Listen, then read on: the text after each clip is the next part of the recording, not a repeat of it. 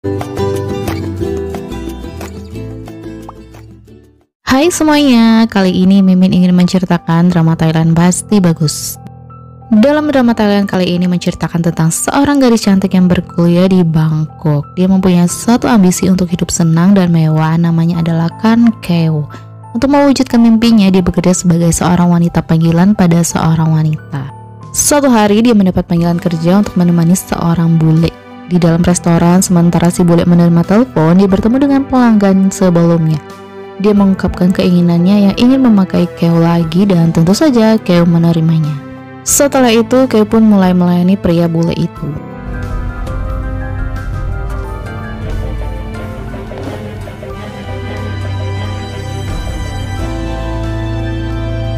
Tak lama setelah selesai dia menerima uang tip yang banyak. Keesokan harinya saat mereka akan check out, seorang pria yang adalah teman kampus Keo bernama Wit melihat dia dengan si bule. Wit pun menyapa Keo. Keo mengaku bahwa dia menjadi penerjemah untuk si bule.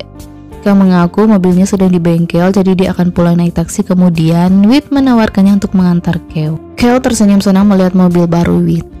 Emang ya cewek matre. Setelah tiba di depan apartemen, Keo mengaku dia tinggal di sebuah apartemen, padahal sebenarnya dia tinggal dengan paman dan bibinya di sebuah pemukiman kecil. Bibinya selalu meminta uang karena Keo sudah tinggal di rumahnya. Keo yang tidak nyaman di rumah bibinya mengajukan pinjaman tapi selalu ditolak. Saat Keo sedang mandi, terlihat seseorang yang sedang mengintip. Di tempat lain, Cha dan Chon yang adalah sahabat Keo sedang menunggu Keo untuk keluar bersama.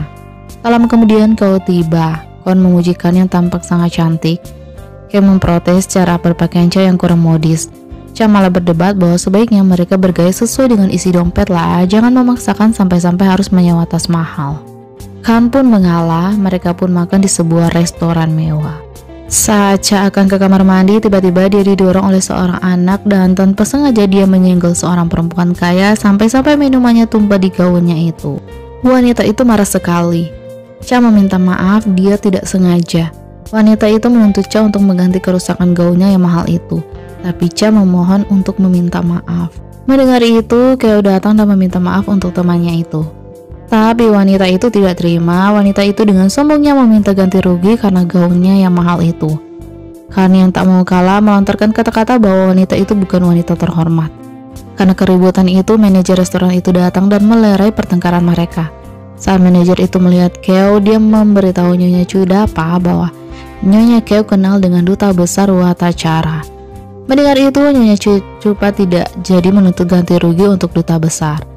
Saat kembali ke tempat duduk, Chon bingung kenapa laki-laki itu memanggilkan dengan Keo. Kan memberitahu kalau di tempat kerja dia dipanggil Keo. Setelah makan malam, Keo kembali ke tempat kerja di sebuah klub malam. Terlihat nyonya di klub yang bernama Weu itu sedang memarahi seorang gadisnya yang menerima klien di saat libur. Saat Keo tiba, dia terlihat sangat senang. Sepertinya Keo adalah wanita primadona dalam klub itu. Dia bahkan melayani klien VIP. Keo mengeluhkan sudah beberapa kali pengajuan pinjamannya ditolak untuk menyewa apartemen.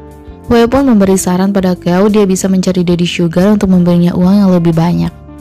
Di dalam klub ternyata sedang ada acara pemilihan wanita terbaik dan On yang mendapatkannya. Setelah itu dia menemui kliennya. Saat Wei dan Keo lewat, pria itu langsung terpesona dengan kecantikan Keo. Pria itu langsung menawarkan diri untuk membayar Keo. Tak lama, pria lainnya juga ikut bergabung dan itu membuat On menjadi kesal. Saat Keo akan pergi, pria itu menawarkan untuk mengantarnya pulang. Tapi tiba-tiba On datang dan mengonfrontasi Keo yang mengaku-ngakunya punya mobil tapi minta orang lain mengantarnya. Keo memberitahu mobilnya sedang di bengkel. Saat pria itu pergi mengambil mobilnya, On protes pada Keo yang sudah mengambil kliennya. Keo kan punya klien VIP, kenapa harus merebut kliennya? Keo mengklaim bahwa pria itu bukanlah levelnya lebih tinggi. Kesal, On menjambak rambutnya dan dihentikan oleh Weu. Sementara itu, Kon mengantar Cha sampai ke depan rumahnya. Kan juga baru tiba di rumah paman dan bibinya. Pamannya sudah menunggunya di depan pintu. Dia menciumkan yang bau alkohol. Dia menyuruhkan untuk menjaga dirinya dan ayahnya juga mempercayakan dirinya pada mereka. Pamannya mengatakan itu sambil mengelus-elus bahu Kan dan itu membuat Kan tidak nyaman dan langsung masuk ke kamarnya. Kan sedang mandi, tapi dia merasa seperti ada yang sedang mengintipnya. Saat dia melihat di luar, tidak ada orang, dan saat dia kembali ke kamarnya, dia mendapati pamannya sudah ada di dalam kamar dan berusaha memperkosanya. Saat pamannya hendak memperkosanya, tiba-tiba istrinya memanggil-manggilnya. Takut ketahuan istrinya, dia berlari keluar dan kan langsung mengunci pintunya. Untuk menambah penghasilannya, kan bekerja sampingan sebagai model. Hari ini dia bekerja sebagai model di sebuah showroom mobil mewah. Di sini kan terpilih untuk memberikan buket bunga pada pemilik showroom. Saat acara dimulai, kan bersiap untuk acaranya dan sang pemilik showroom datang dan terburu-buru. Pemilik showroom yang adalah Tuan Chon tampak masih muda dan juga ganteng. Dan saat dia melihat Kan, dia terlihat terpesona dengan kecantikan Kan. Mereka berdua pun bersiap naik panggung. Kan kaget saat melihat seorang wanita yang familiar, wanita yang pernah bertengkar dengannya saat di restoran. Dia adalah Direktur Pelaksana Eksekutif Naka Industri dan Naka Group. Saat Kan memberikan buket bunga pada Chon, Nyonya Chidapa tampak tidak senang karena tampak Chon menyukai Kan. Setelah selesai, Chon tampak terus memperhatikan Kan. Saat Kan sedang istirahat, Chon menghampirinya dengan alasan mengambil minum dan memberikannya pada Kan. Chon memuji Kan yang pintar berbahasa Inggris. Tapi tiba-tiba ibunya memanggil Chon. Kan tampak tidak enak. Nyonya Chidapa mengenali Kan waktu di restoran. Dia mengatakan hanyalah model murahan. Saat akan pulang, Kan tampak sedang menunggu Chon dan pura-pura kebetulan bertemu Chon. Chon pun mengajak Kan makan di restoran favoritnya. Tak lama kemudian mereka bertemu di restoran itu. Sementara itu, di showroom seorang gadis bernama Itim datang ke showroom dengan membawa sebuket bunga. Dia menyapa Nyonya Chidapa dengan sapaan yang sangat dekat. Mereka tampak sudah sangat dekat. Nyonya Chidapa heran Itim ada di Thailand, setahu dia Itim ada di Paris. Itim datang untuk memberikan kejutan pada Chon yang adalah pacarnya. Nyonya Chidapa memberitahu Chon sedang keluar ke restoran. Itim sudah tahu pasti di restoran favoritnya. Kan dan Chon sedang makan bersama dan tiba-tiba Itim masuk dan kesal melihat itu. Chon kaget mengira Itim ada di Paris. Siapa dia? Oh, dia adalah calon pelanggan. Dia tertarik membeli mobil. Itim tidak percaya wanita seperti Kan mampu membeli mobil. Mendengar itu, Kan dengan sengaja meninggalkan dompetnya di sofa dan pergi meninggalkan mereka berdua. Itim memperingatkan Chon bahwa Kan itu bukan wanita baik-baik. Dia hanya menginginkan uangnya Chon. Dia tidak mungkin bisa membeli mobil mewah. Chon iya-iya saja. Setelah Itim pergi, Chon membuka dompet yang sengaja ditinggalkan Kan. Di situ terdapat kartu nama Kan beserta nomor teleponnya. Tak lama kemudian, Kan mengajak Chon makan ke tempat makan biasa. Di tempat makan, Kan mengeluh ingin pindah dari rumah bibinya karena sudah tidak tahan dengan omelan bibinya. Dia ingin pindah di sebuah apartemen. Berharap Chon akan membantunya, tapi Chon malah menyuruh Kan untuk tetap tinggal di rumah bibinya supaya bisa menghemat uang sewa. Sementara itu, di apartemen, Chon dan Itim datang dan melihat-lihat apartemen Chon. Itim curiga ada seorang wanita dan memeriksanya.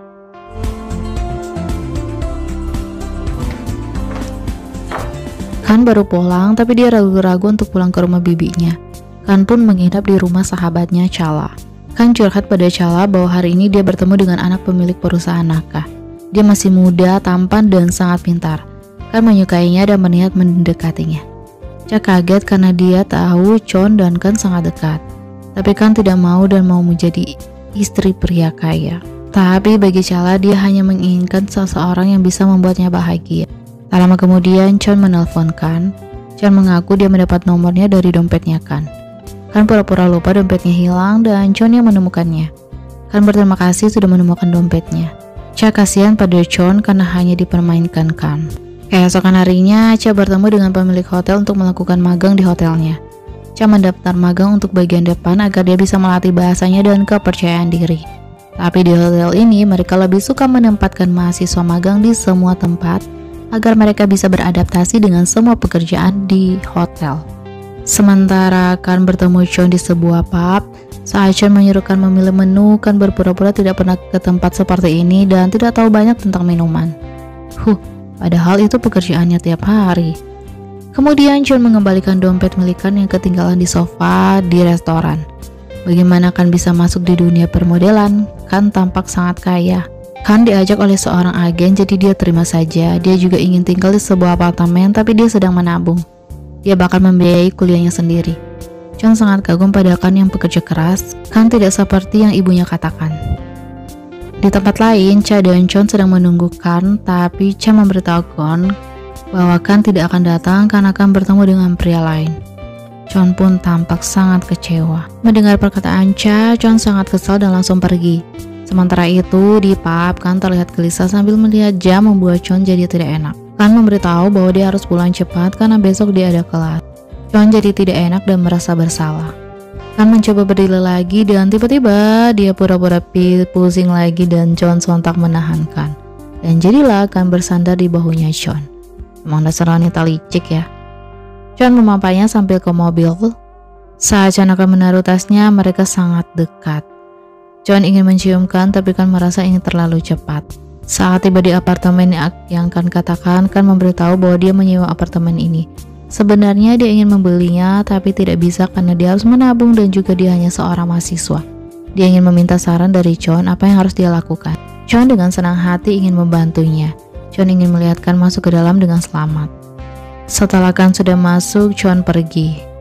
Kan cepat-cepat keluar dan bertemu dengan Chon. Chon kesal karena Kan diantar oleh seorang pria kaya. Tapi Kan meyakinkan Chon bahwa pria itu hanya kliennya dan Kan hanya menyukai Chon. Keesokan harinya, Chan bersama pacar dan teman-temannya makan di sebuah restoran di hotel mahal. Tiba-tiba Kan muncul terlihat sedang membantu seorang bule. Chan menyapakan dan mengira bahwa itu adalah pacarnya. Baguslah supaya kamu tidak perlu lagi mencuri pria orang lain. Kan tersenyum sinis dan duduk dengan si bule. Flashback saat Kan, Cha dan Chon sedang duduk santai berbincang-bincang. Tiba-tiba Chan dan teman-temannya datang melabrak Kan yang berkencan dengan pacarnya Wit. Kamu pasti gatal di bawah sana ya, karena tidak terima dan mengatai Chan wanita tidak tahu sopan. Tidak terima Chan mau menamparkan malah dihalangi Chon. Chan meminta Chan untuk bicara baik-baik saja. Chan memperingatkan Kan, Wit adalah pacarnya dan jangan berani merebutnya. Saat Kan mengompresi pipi Chon yang ditampar, Chan menyuruhkan jangan bicara kasar seperti itu pada Chan. Chan itu anaknya dekan. Tapi Kan tidak peduli. Chan penasaran apakah benar Kan berkencan dengan Wit. Kan mengaku dia hanya minum kopi di kafe bersama Wit. Sementara itu, teman-teman Chan penasaran apakah Kan benar-benar berkencan dengan Wit. Chan menunjukkan foto-foto yang dikirim seseorang padanya, itu foto Kan dan Wit. Wit menetapkan yang sedang makan dengan si bule. Sedangkan teman-teman Chan penasaran apakah bule itu benar-benar pacarnya Kan. Chan punya ide bagaimana kalau kita ikuti mereka. Aku yakin mereka pasti memesan kamar di sini. Tak lama kemudian, saat Kan dan si bule sudah selesai, Kan merasakan seperti ada seseorang yang membuntuti dia. Dan ternyata itu adalah Chan dan teman-temannya. Mereka mendapati Kan dan si bule membeli sebuah kondom. Saat Kan masuk lift, mereka kehilangan Kan dan si bule itu. Chan yakin mereka bercinta karena mereka membeli sebuah kondom. Temannya heran kenapa mereka harus tinggal di hotel. Chan yakin Kan bukanlah pelacur biasa. Kita beralih di dalam kamar, Kan bersiap melayani si bule dan kemudian mereka pun bermain. Keesokan harinya, Chon menemani Kan bekerja sebagai model di sebuah acara di mall. Ini adalah sebuah acara produk makeup dari Inggris. Tukang makeup memuji kecantikan Kan, untuk itu sang pemilik meminta secara khusus Kan jadi modelnya. Kan heran pemiliknya meminta secara khusus. Kemudian pembawa acara memanggil sang penata rias terkenal. Lalu sang pembawa acara memanggil sang model yang adalah Kan dan tanpa sengaja Kan melihat Chon yang ternyata adalah pemilik dari bisnis ini. Kan jadi canggung karena di situ ada Chon. Setelah selesai, Chon menyapa dan memberi minum Kan. Sedangkan Chon tidak jadi menyapa dan pergi. Kemudian Kan menyuruh Chon untuk pergi jalan-jalan saja. Lalu Kan mengambil kesempatan itu untuk menyapa Chon dan sadar bahwa ini adalah bisnis keluarga Chon, makanya dia diundang khusus. Chon tidak enak karena ternyata Kan sudah punya seseorang yang perhatian. Tapi Kan menyangkalnya Chon itu hanyalah temannya sejak kecil. Tapi Kan juga sebenarnya cemburu karena Chon juga sudah punya pacar. Chon menyuruh Kan untuk tidak mengkhawatirkan itu selain ibunya. Setelah selesai diwawancarai, ibu Chon tampak tidak senang dengan kedekatan Kan dan Chon. Ibunya langsung mengatai Kan wanita yang tidak baik. Chon malu dan menyuruh ibunya untuk berhenti nanti didengar pers. Ibunya memperingatkan Chon bahwa gadis seperti Kan hanya menginginkan uang mereka. Nyonya Chudapa memperingatkan Kan untuk tidak lagi mendekati anaknya. Kan tampak tertekan dengan perkataan Nyonya Chudapa. Lalu pers memanggil Chupa, ada apa yang akan diwawancarai lagi, kemudian Kan pergi. Tak lama kemudian acara makeup dimulai, penata rias meriaskan, lalu Chon bertanya pada Chon apakah Kan adalah pacarnya. Chon membenarkannya, tapi Chon tidak percaya. Kan tampak gelisah melihat itu. Setelah selesai merias, Chon memberikan buket bunga pada Kan. Nyonya Chidapa memberikan bunga pada penata rias dan mereka berfoto bersama. Nyonya Chidapa menatap Kan dengan sinis. Setelah acara itu, Chon dan Kan makan bersama. Chon tampak murung karena dia merasakan berpacaran dengan pria kaya tadi, bahkan pria itu yang mengantarkan Kan. Kan menyuruh Chon untuk mempercayainya saja, jangan percaya perkataan orang lain. Chon percaya pada Kan. Tak lama kemudian, Kan tiba di rumah. Seperti biasa, bibinya selalu mengomelinya pulang malam dan meminta uang. Saat Kan ke kamarnya, pamannya juga ikut dan menggodakan sambil menyentuh wajah Kan. Kan cepat-cepat masuk ke kamar dan jijik dengan sentuhan pamannya itu. Dan bersambung.